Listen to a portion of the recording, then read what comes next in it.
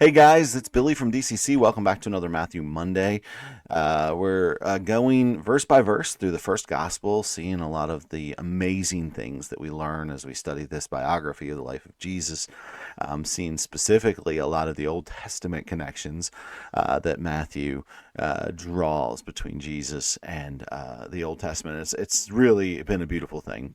Today we're jumping into Matthew chapter 11, verses 11 through 19. If you don't remember where we've been the last couple of weeks, Matthew chapter 11 goes and begins with the disciples of John the Baptist coming to Jesus and asking a little bit about what he's all about. And they bring a message that basically says, "Are you the one that is to come?" And Jesus responds by pointing out what he's been doing, but really the words that he says echoes some Old Testament passages that pointed to the coming of the Messiah being reflected in the new creation, the regenesising, if you will, of the world.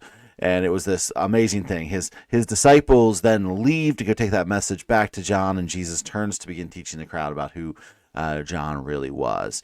We've been through part of that passage already, but this week we're jumping into verse 11 of Matthew chapter 11, and we're going to try to get down to verse 19. And so let me go ahead and put this up on the screen for you, and we'll go from there. Let's just read the whole thing, and then we'll walk through it a little bit. Matthew 11, starting verse 11. "Truly I say to you, among those born of women there has arisen no one greater than John the Baptist. Yet the one who is least in the kingdom of heaven is greater than he. From the days of John the Baptist until now, the kingdom of heaven has suffered violence, and the violent take it by force. For all the prophets in the law prophesied until John, and if you're willing to accept it, he is the Elijah to come. He who has ears to hear, let him hear. But to what shall I compare this generation? It's like children sitting in the marketplace and calling to their playmates. We played the flute for you, and you did not dance. We sang a dirge, and you did not mourn. For John came neither eating nor drinking, and they say he is a demon. The Son of Man came eating and drinking, and they say, look at him, a glutton and a drunkard, a friend of tax collectors and sinners. Yet wisdom is justified by her deeds." So a lot of things there to digest and go through today. Like, what does this text reveal to us about Jesus and his kingdom? How is John the Baptist connected to Old Testament prophecy? Why are Jesus and John both misunderstood and rejected? Why why does Jesus call himself a friend of sinners? And what does that mean and reveal to us about God's character? And so things are getting interesting in the ministry of Jesus. If you've been following along as we go, you'll kind of see things beginning to ramp up and the world beginning to turn upside down all around him. I love how N.T. Wright puts it in his Matthew for Everyone commentary. He says, if Jesus is the coming one, then the world is being turned upside down, and the old categories of piety, power, and purity are being rewritten. That they are. So let's first specifically look up here at verses 11 and 12 and talk a little bit about John the Baptist, his role, and the violence in the kingdom and what that really means. And there's a little bit of interpretive things that we have to do with that. But again, we kind of talked about this a little bit in the last video, but we say here that truly I say to you, among those born of women, there has arisen no one greater than John the Baptist. So before the time of the coming of the kingdom, he's the greatest prophet that there was, and yet the one who is least in the kingdom is greater than he. Jesus here affirms John's greatness under the old covenant, and yet the new covenant is so much greater, so much deeper, so much more powerful that that even just the one who is least in the kingdom is greater than the greatest of the old covenant, because union with Christ makes all the difference in the world. Participation in his kingdom becomes something huge and so much greater. Greatness in the kingdom is different than greatness under the old covenant. I love one of my favorite books that I've read in the last 20 years has been Michael Gorman's Cruciformity. And he makes a connection with this idea of the kingdom, with the idea of cruciformity, the cruciform shape of the kingdom. And what he means by that is that Jesus modeled for us that way of life was a cross-shaped life, a life of self-sacrificial service on behalf of others, especially when it costs us. And it's this beautiful thing. And he says this: greatness in the kingdom is now redefined by participation in the suffering and mission of Jesus. Speaking of suffering in the kingdom, check out that next verse. From the days of John the Baptist until now, the kingdom of heaven has suffered violence, and the violent take it by force. Now, there's a couple of options that we have when we start to try to interpret and understand what the meaning is behind this verse. Are we talking about two opposing forces? You could translate this: the kingdom of heaven is advancing violence and enacting violence, advancing forcefully. And for example, one of the commentators, John Nolan, would say that these are we should take these as two opposing forces, that the kingdom is advancing forcefully with the gospel, and then the violent take it by force refers to violent opponents coming after them. The traditional view of this verse, though, is that the kingdom receives the violence or suffers the violence being poured out. And that fits, I think, just a bit better here, because we see it in the case of John the Baptist already, who's in prison while we're writing this, right? And we also see it in the life of Jesus, and we're going to see it in the life of the early church. It's kind of a consistent theme of the prophet, the one sent by God, suffering. You could see it all throughout. There's this kind of repeated pattern of violence done to the prophets that it's consistent throughout Israel's history. They just consistently rejected the very messengers of God's love, and they rejected them with violence, and it's a wild thing. There is actually a third way to look at this verse, and it's really, really interesting.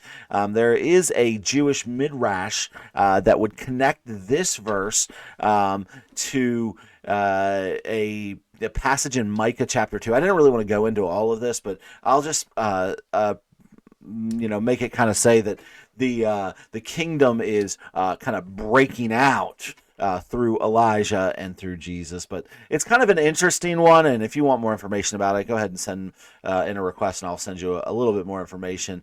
The problem is it kind of doesn't work out real well. It doesn't have a whole lot of textual support in either our New Testament text or the Old Testament Septuagint to make that connection. But the Jewish midrash view of that actually comes later than the time of Christ, and so we just kind of do that. I think what's really going on here is Jesus is given this picture that there's always going to be violent opposition against the kingdom of God over and over again, and so verse 13 says that for all the prophets and the law prophesied until John.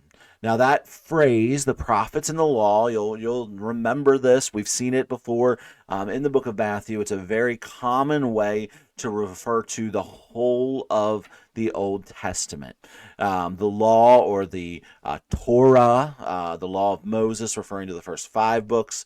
The prophets, referring to the major prophets, mostly what we would call the major prophets.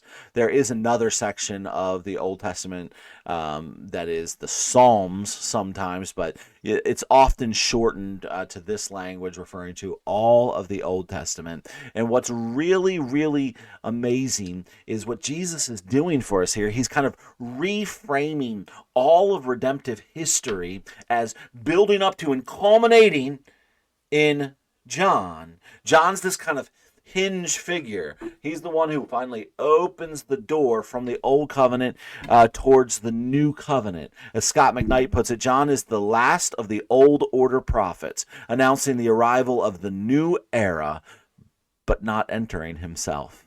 So that is pretty amazing. And so Jesus goes on to say, like this is all built up to John. And verse 14, if you're willing to accept it, he is Elijah who is to come. Now, there's a passage in the Old Testament. Let me put this one up on the screen. This is Micah. Not Micah. It was Micah 2 we mentioned a minute ago. Malachi chapter 4, and specifically down here in verse 4 or 5 and 6, it says this: Behold, this is the great day of the Lord. Elijah, I will send to you Elijah the prophet before the great and awesome day of the Lord comes. And he will turn the heart of the fathers to their children and the heart of the children to their fathers, lest I come and strike the land with a decree of utter destruction. So there's this picture, this prophetic image that at some point God is going to send Elijah to the people. He's going to send Elijah to Israel with a message to turn their hearts back, to change things around. And what Jesus is going to go ahead and say in Matthew chapter 11 and a few other places as well is that John is the fulfillment of that prophecy. In Luke chapter 1, verse 17, John is said to come in the spirit and power of Elijah. Jesus is going to later on in Matthew chapter 17 explicitly identify him as Elijah. And even though John will deny being actually Elijah, like he's not actually Elijah risen from the dead or something like that, I think we get this picture over and over again that John is the fulfillment of this kind of messenger prophet who's going to go before the great day of the Lord involving the coming of Jesus, and he is that guy. Christopher Wright says this: Elijah's return was not about one man, but about the prophetic mission of preparation, confrontation, and renewal. And that is exactly what John has done. But even though John is the fulfillment of the Elijah prophecy from the book of Malachi, that's not how this generation received him. And even though Jesus is the promised Messiah, the one who was to come, the question that John asked, are you the one to come or shall we expect another? The answer was, yes, I am the guy. Even though that's them, this generation Jesus decries. Jesus says, but to what shall I compare this generation? It's like children sitting in the market calling to their playmates, we played the flute for you and you did not dance, we sang a dirge and you did not mourn. Well, what Jesus is saying is that this generation is fickle and impossible to please, that these people never are satisfied with what God is sending to them. Neither the austerity of John. John came neither eating nor drinking, verse 18, and they say he has a demon, right? Nor the celebration, approachability of Jesus, the Son of Man, came eating and drinking. They say, look at him, a glutton and a drunkard. Neither of those things is satisfying this fickle generation. They're just like children sitting in a marketplace, not ready to recognize that God is not sending them jesters to entertain them. He's sending them what they need. And this comes from this idea that is still so prevalent in our world today. And it's this idea that we have a tendency to try to reshape God into our own image. And so when we want, a happy thing, we're playing a flute and we want God to dance for us. Or when we're sad, we want to play a dirge and him to mourn for us. But the thing is that God's kingdom doesn't get domesticated to our expectations. That God doesn't become what we want him to become. He is who he is, and he is who we need him to be. And it's this beautiful, beautiful thing when we begin to recognize and appreciate and worship God as he is, not as we wish him to be. Now, what's really interesting about the things that they say about the Son of Man there in verse 19, there's a little bit of a reflection here of some Old Testament passages. In Deuteronomy chapter 21, it describes a rebellious son, right? And some of the words used for that rebellious son were glutton and drunkard. Such a son was to be stoned. And so what Jesus' opponents are doing, they're saying, look, he's a glutton and a drunkard. They're basically trying to say with that phrase, they're trying to draw on the imagery of the Old Testament themselves and cast him as worthy of death. That's what they're trying to say. This guy's worthy of death. And what we end up finding is that there's an image throughout Scripture that we see over and over again, and it's of the righteous sufferer. It's the one who is actually righteous and obedient and all of that, right? He's actually righteous and obedient and good, but condemned under the appearance of disobedience, right? For example, Joseph in the Old Testament. We see him as this person who was righteous and good, but his brothers decided to hate him. He's accused falsely by Potiphar's wife, and over again we see this righteous person suffering just for the appearance of disobedience. And we see that throughout the Old Testament, and especially with how the prophets are treated in the latter part of the Old Testament. But here comes Jesus, and he's walking in the same line as all those Old Testament prophets, the same line as John the Baptist, and except he's the one who is actually and truly completely righteous, not just mostly righteous like the rest of those guys. And it's this beautiful thing. Now, what's really interesting here, this is a quote from G.K. Beale on Biblical Patterns. It says, the righteous sufferer motif culminates in Christ, the truly obedient Son, condemned under the appearance of disobedience. In fact, they go on and say he's a friend of tax collectors and sinners. He's a friend of sinners. Now, when they use that word, they're intending to slander Jesus. But Jesus knows that phrase right there, that they intend as slander, is actually the gospel in a phrase. You see, what we find out, and what is most amazing about Jesus, especially when you consider its context in the first century, is that Jesus shares table fellowship, this symbol and sign to the people around him of intimacy and acceptance with sinners.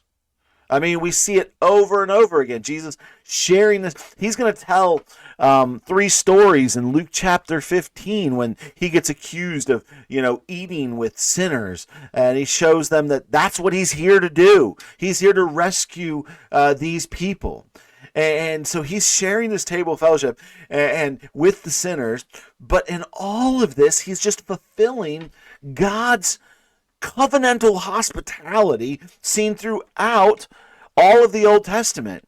There's this picture in Exodus chapter 24 of God coming down on the mountain and dining with the elders of the people when they come to Mount Sinai. There's this picture in Psalm 23 about making a table in the presence of our enemies. But here's Jesus. He is the friend of sinners. He is the friend of sinners, and I love it. N.T. Wright notes this in his book, Jesus and the Victory of God, that Jesus' meals were an enacted parable of the kingdom, breaking down barriers between clean and unclean, righteous and sinner. Jesus is the friend of sinners. Now, note how Jesus closes this section. Like, they might say to him that he's a glutton and a drunkard, a friend of tax collectors and sinners, and yet wisdom is justified by her deeds. Now, you have to understand that a Jewish person in the first century, when you start talking about wisdom, is going to immediately think of Proverbs chapter 8. Proverbs 8 has this picture. I'd encourage you to go check it out. We're not going to dive in too hard there today, but has this picture of wisdom personified as a woman going down the street, calling out to those who are simple or foolish and calling them to hear what she would have to say. And so what we come here to is this picture that Jesus embodies God's wisdom in the world.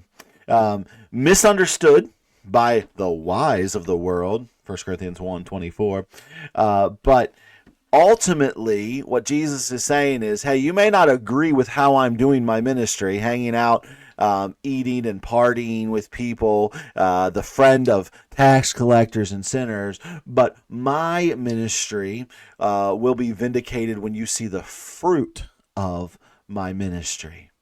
But there's a little bit more here than all of this, because Jesus himself sees himself not just as a teacher of wisdom, but actually as wisdom herself made flesh.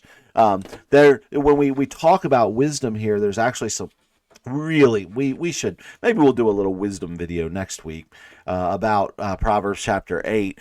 But in some ways, there's some kind of connections to this idea of wisdom, not just being like wisdom as a thing, but wisdom as a person, and that person being Jesus. So, just to recap a couple of things here. Jesus comes to sinners, not to the self-righteous. His scandalous table fellowship reflects that his whole movement was a grace-first movement with the gospel message. He didn't come simply to boost our moral performance, making us better people. No, he came to rescue us in love. And he knew that rescuing in love was going to start at the table, not the temple. And it's beautiful to think about that.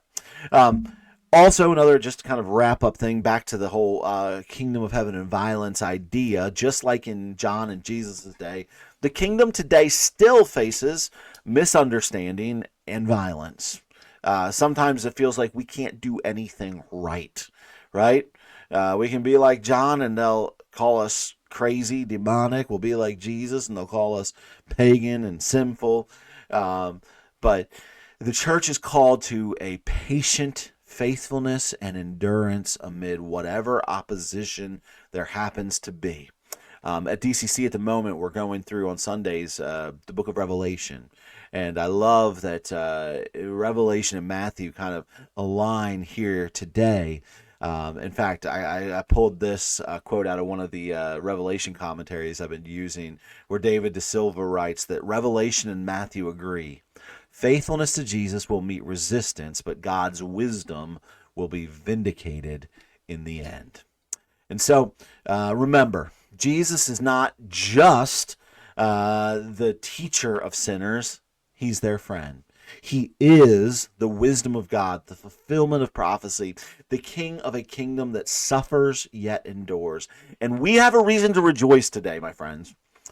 We have a reason to rejoice because the friend of sinners still wants to dine with us. If you have any questions, comments, you want to jump into something a little bit more in depth, or you have anything, go ahead and send any questions or comments to the number above. That's our text in church number, our service, and we'll get back to you maybe in a video or maybe in an individual response as well. But until next time, again, I'm Billy from DCC. Thanks for joining us on another Matthew Monday.